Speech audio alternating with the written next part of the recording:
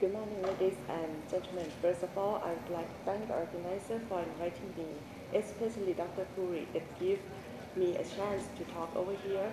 Today, I will present to you on the topic of the application of my first talk is the reliability of multi-detector computed tomography in cardiovascular surgery, comparing to the conventional angiography. As we have known that invasive coronary angiography is accepted as gold standard for coronary artery and coronary bypass graft assessment. With its non-invasiveness, its make MDCT with ECG gating has been made an alternative modality for native coronary artery and coronary bypass graft evaluation. So in my presentation, I will outline the opportunity and reliability of MDCT in assessing of native coronary and coronary bypass graft. M.SC can play roles in pre, post-surgical, and pre-redo planning for evaluation of patency, structure, and anomaly origin of native coronary artery, and the patency and cause of graft, anastomosis site, and complication after CABG. In terms of technical comparison between MDCT and conventional angiography in coronary artery scanning, even MDCT looks very convenient in scanning, but the dose of radiation exposure, the dose of iodinated contrast exposure, including the artifacts that occur during scanning, are the important issue of concern. MDCT has the advantages over the conventional angiography in terms of non-invasive, short operation time, high contrast to noise, and well-identified origin of bypass graft. But there are the disadvantages of the MDCT that we have to keep in mind before making a decision to use MDCT. They are radiation exposure, higher contrast exposure, and the limitation from artifacts such as brewing artifact from clump calcification, motion artifact from high heart rate and incomplete breath holding. And it cannot completely do alveolar spasm and cannot well identify collaterals. For the research in the recent year, like the meta-analysis research and for the local research also shows the high accuracy comparing to the conventional angiography in coronary artery stenosis detection. And nowadays we perceive that the newly developed multi-slide CT scan that have the slide beyond 16 slices to serve as a diagnostic instrument conventional angiography with comparable sensitivity and specificity in selected patients like in perfect condition as low calcium, complete breath holding, heart rate less than 70 beats per minute.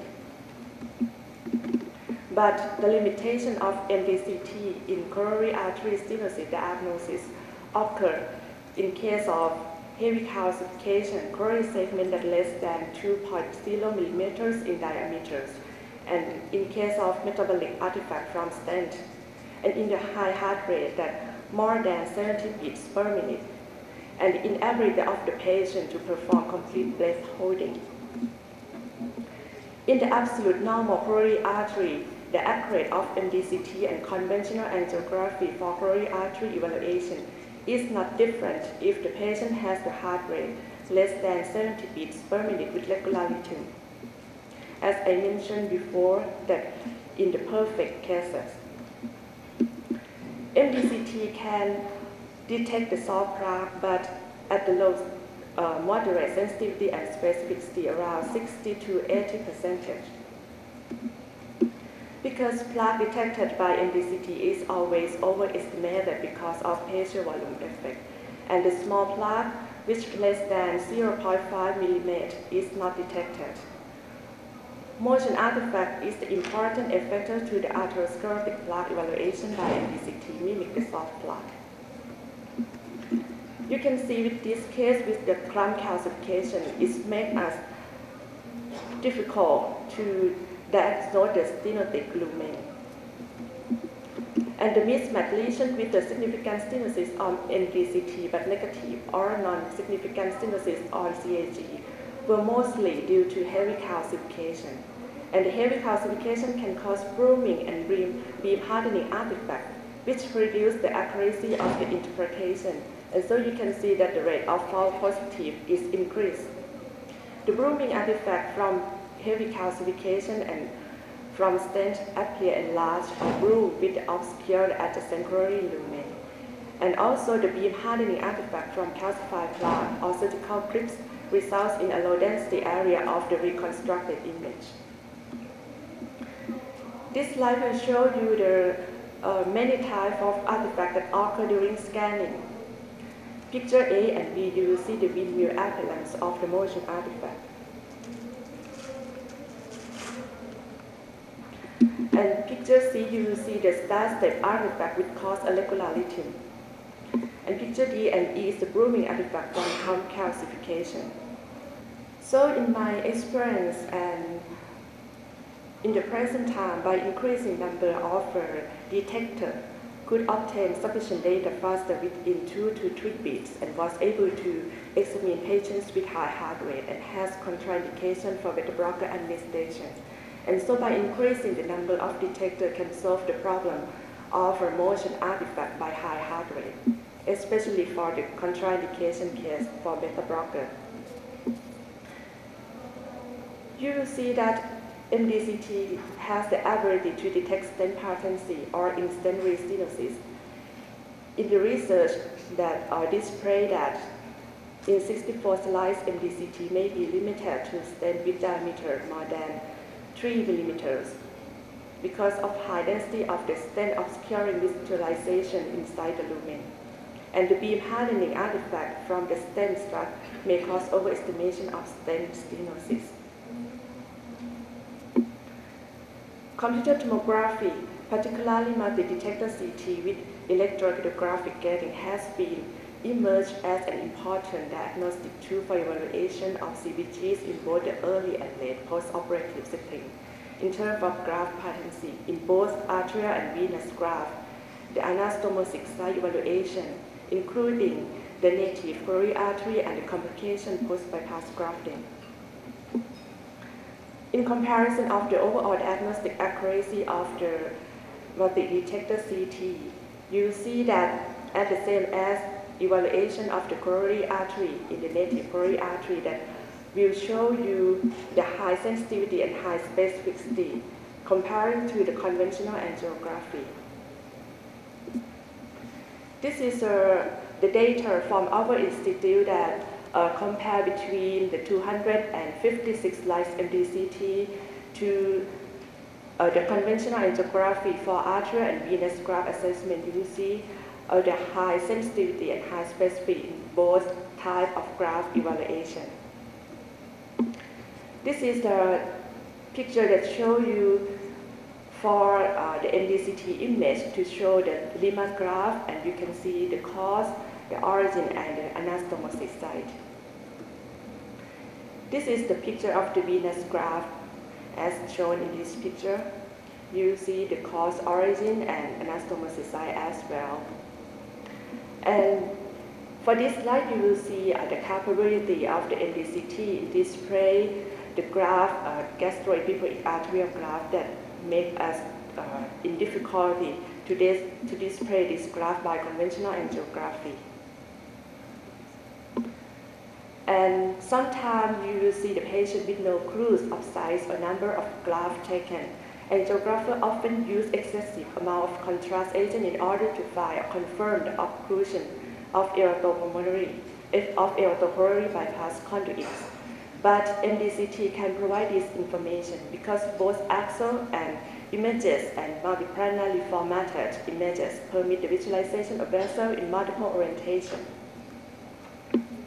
So for planning of the repeat CABG surgery, injury of the Lima graft at the sternal re-entry is a well-recognized risk for second CABG because now our patient has a long living and CT is emerging as a useful means of mapping a cause of Lima before repeat surgery. As you can see at the arrow sign. This is the case of pseudoaneurysm of an SVG. And so axial multi-detector CT image can show the thrombosed pseudoaneurysm of the left SVG. And you see the relationship between the proximal SPG and the pseudoaneurysm as arrow sign, which arise from the distal anastomosis. So you will see MDCT can help you in planning, in surgery, or redo. In this case of the iatrogenic early graft occlusion due to a retained surgical grip, which can be shown in MDCT image. So MDCT can be used to document the character of coronary anomaly and the spatial relationship of the anomalous coronary artery and the adjacent organ. It cannot be evaluated by the conventional angiography. So the next slide, I will show you the case of a congenital coronary artery that may be difficult to be displayed when you use conventional angiography. In this slide, you will see the origin and the character of the vessel. This slide will show you the congenital anomaly again with the congenital anomaly of the lemma that originate from the main pulmonary artery. For the myocardial bridging, that is may be the case of surgery when the patient has refractory to the medication.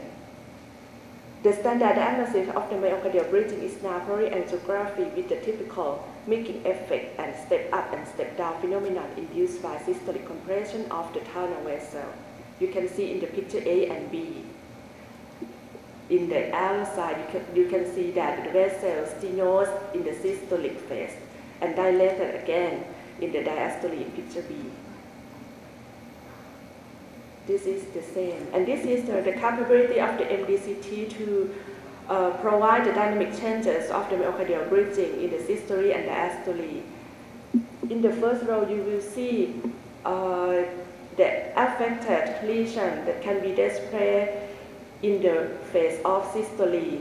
And the second row will show you that the affected vessel can be dilated again in the diastole. If you would like to determine how good of MDCT scan, you should think about that. What are you looking for? And you have to assess the possibility. In at least by the very high negative predictive value, we will have near 100% chance to document the non-CAD presented patient, and we will have a chance more than 90% to document CAD presented patient. In conclusion, MDCT offers the comparable results to those from conventional angiography in coronary artery and coronary bypass graft assessment. But, however, the fast MDCT is not completely substitute conventional angiography for making a definite diagnosis of coronary obstruction and cannot be used to replace conventional angiography for coronary surgical planning. But MDCT is a good alternative tool for post-surgical evaluation, for coronary bypass graft surgery planning, and for pre-redo planning. Thank you for attention.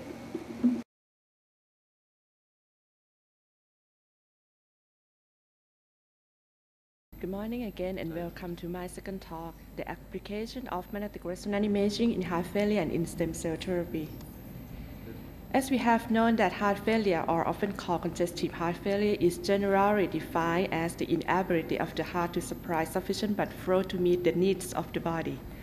Heart failure is often diagnosed and confirmed by many modern non-invasive modalities, which have already been well established for heart failure evaluation. In this presentation, I emphasize on the potential of cardiac MRI in primary use for cardiac failure approach. The potential roles of cardiac MRI in heart failure are to document heart failure and classify the type of heart failure, to define the causes of heart failure, to evaluate the cardiac conditions of the treatment, and to monitor and evaluate the success of regenerative medicine. For easier understanding explanation, heart failure can be classified into two types: primary systolic heart failure and primary diastolic heart failure. Primary systolic heart failure is a pathophysiological state in which an abnormality of the cardiac function is failure to pump blood at a rate of body requirements of the metabolizing tissues.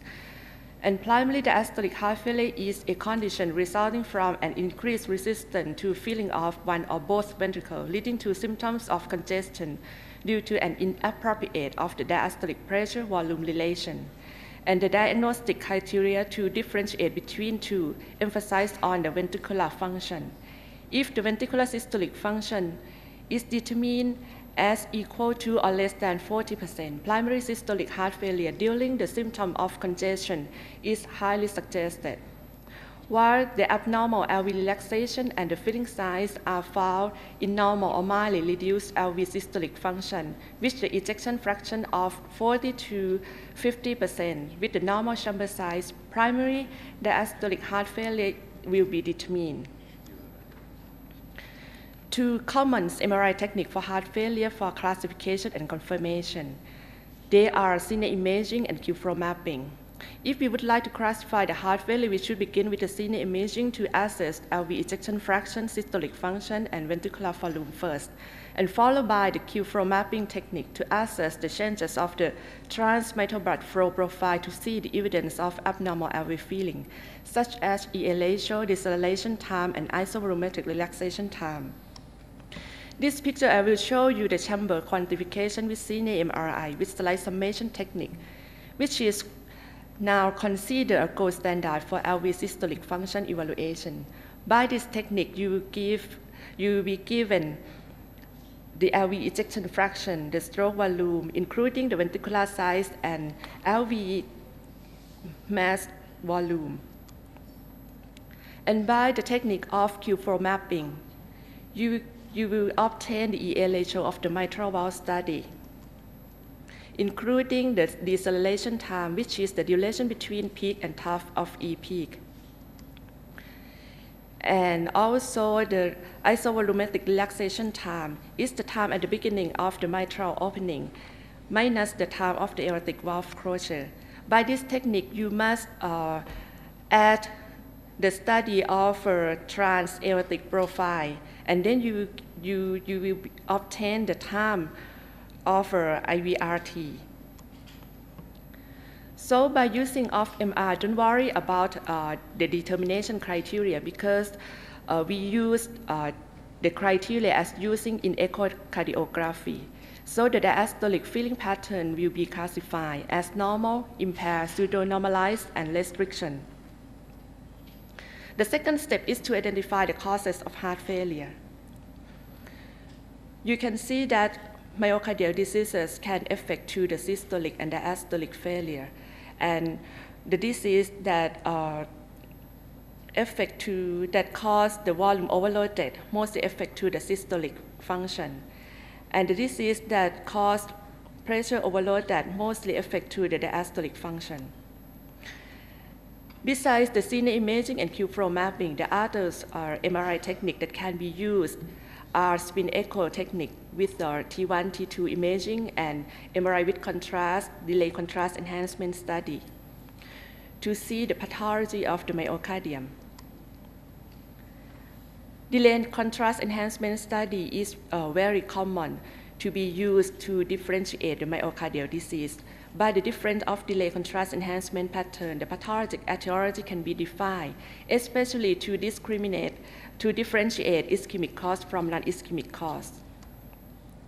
This is the case of myocardial infarction, and you will see the bright signal of delay enhancements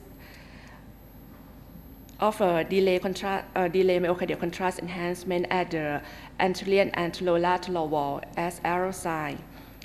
The degree of delay enhancement predicts the degree of viability. The bright signal indicates that infarct earlier, and the degree of delay enhancement may be used to predict the response to therapy. In general, myocardial scarring or fibrosis involving more than 50% of myocardial wall thickness at cardiac MR is unlikely to recover contractile function following coronary revascularization.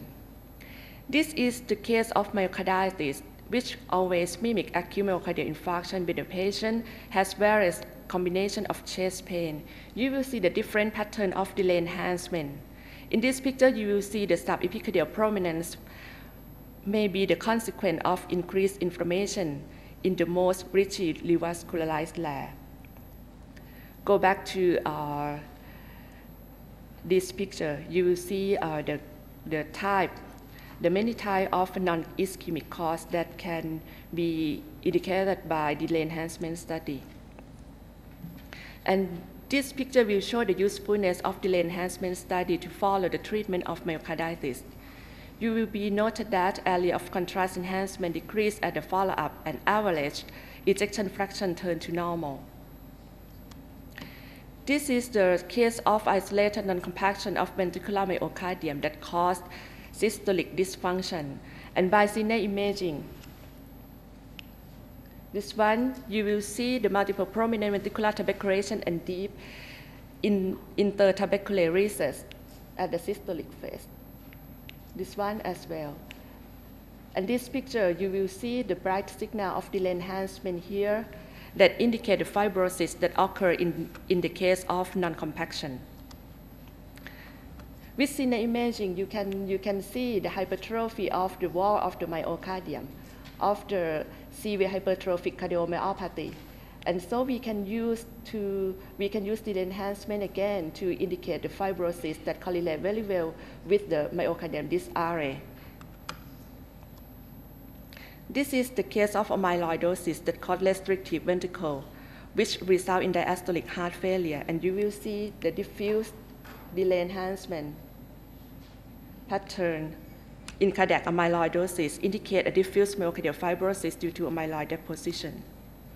And if you suspected that heart failure that comes from valvular heart disease, we can use Q-flow mapping and CNA again to see the signal void of the stenotic flow and regurgitation flow here.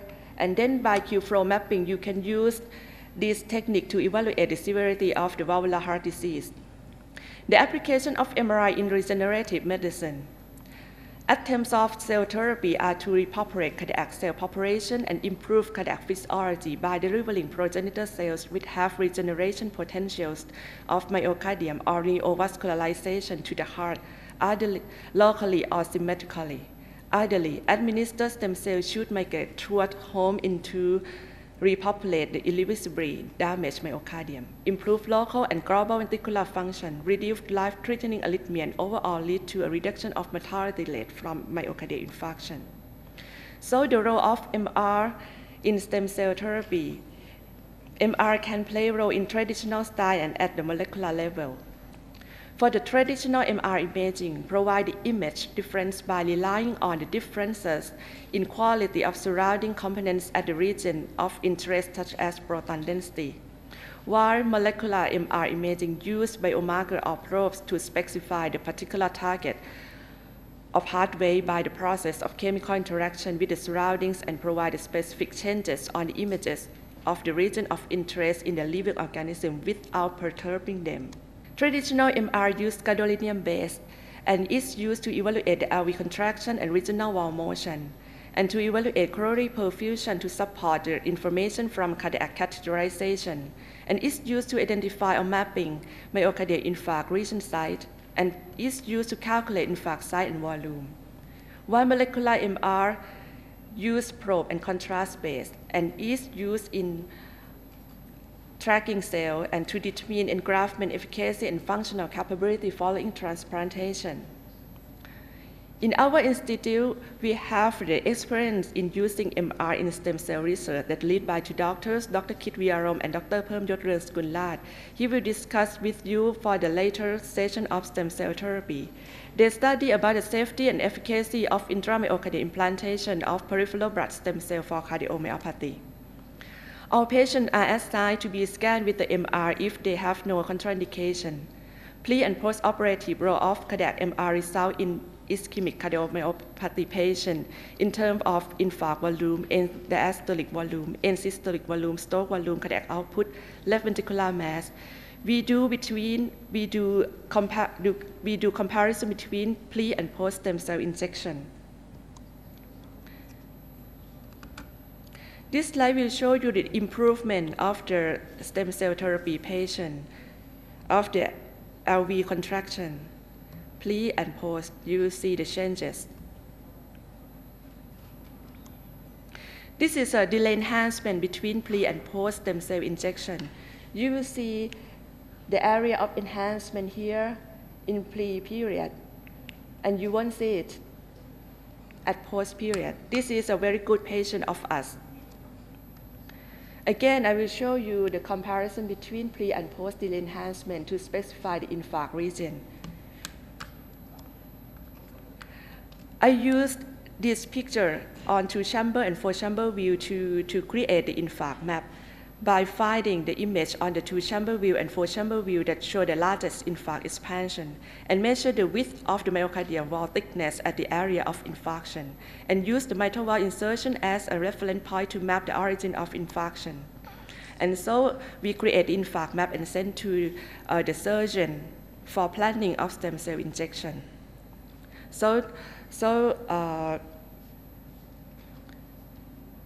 The surgeon will know the distance of the injection of the wall thickness. MR can be used to calculate the myocardial mass between pre and post by delineating technique. Some research used the thickness of the infarct site of the infarct area, compare between pre and post, and hypothesize to find an increase in non-enhanced myocardial thickness. The thing that we must know that we must know in used MRI to evaluate stem cell therapy, the evolution of myocardial infarction effect to the imaging. At the first stage of myocardial infarction, cellular edema develops after acute myocardial infarction. So the enhancement region in both viable and non-viable cause overestimation of infarct site. And by the 4-day and 6-week, by the 4-day to 6-week, infarct will be shrinkage. By 8 weeks, the reversible injury region have recovered and no longer enhanced. The proper period to start cell therapy may be at the period beyond 8 weeks after acute myocardial infarction, because to document the definite improvement of cardiac function and myocardial regeneration after stem cell implantation will be the most accurate. Otherwise, it is not clear whether myocardial regeneration therapy has any effect on infarct remodeling, though some papers mention a more extensive shrinkage in treated patients in less than 8 weeks of infarct age. Do we still need the molecular imaging for stem cell therapy? The answer is yes, because there are several questions need to be answered, like the homing site, the base administration route, and the survival of the cell after administration, and the mechanism of stem cell differentiation, and the new cardiomyocyte function, and the underlying mechanism of improvement in myocardial perfusion and function. This question emphasizes the need for both short and long-term stem cell labeling. And MRI is considered a well-suited tool for in vivo tracking because of its high spatial resolution and no radiation exposure. Through primary method for stem cell labeling, one, direct labeling by using contrast agent, gadolinium swion and fluorinated nanoparticle, and transgenic labeling of stem cell. This technique, magnetic reporter genes are inserted into cell resulting expression of iron storage protein, allows stored iron to be detected by MRI.